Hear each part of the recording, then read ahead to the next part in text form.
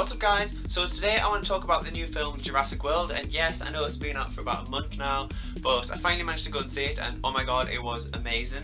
So to begin with, I just want to say I haven't seen Jurassic Park or any of the other Jurassic films in the series, and this is mainly because when I was little I watched one of the films or part of it or something and it was just so scary it put me off for life. I was like, oh my god, this is really scary.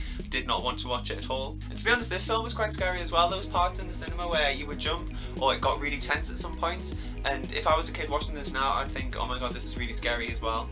So the film starts with the two brothers and they head off to the island, which is basically being rebuilt as Jurassic World instead of Jurassic Park. It's on the same island, it's just brand new. And the aunt is supposed to meet them when they get there, but she's busy with work, so they kind of don't really meet throughout pretty much most of the film anyway. And since they're just left with the assistant, the older brother's quite mean to the younger brother because basically he just wants to look at all these girls and stuff and doesn't want to be stuck with this annoying kid. So the kids see the different attractions that are going on in the park, and elsewhere on the island the aunt is busy with the new attraction, the Indominus Rex, and seeing whether everything's fine and it all seems great. And then we get Chris Pratt, and he kind of just makes the film for me because he's just brilliant and hilarious. So he's kind of just training with his velociraptors, and then as you can imagine the Indominus escapes and that kind of like sets off the whole film into motion. And it's pretty bad. It's heading straight for the like central park bit where everyone is. So on the outskirts, which is nearest to where the Indominus has escaped, they are told to evacuate that attraction, and of course the kids just happen to be there and they're in these funny little ball things and they choose to ignore the evacuation siren and go even further into it, into some out of bounds area, which is just insane. And so they've gone into this out of bounds area and they nearly get torn to bits by this Indominus and somehow just manage to escape.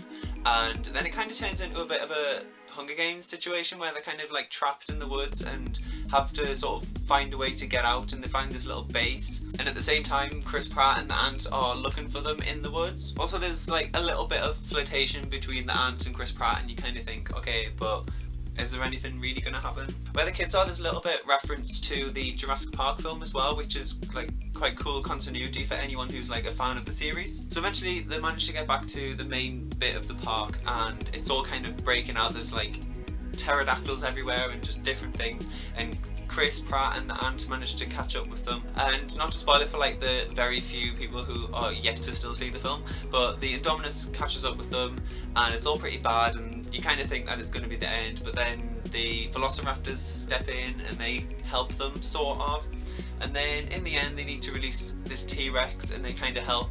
And I won't spoil what happens, but it's quite cool, it's really intense. You don't really see how it's going to end and then it kind of does.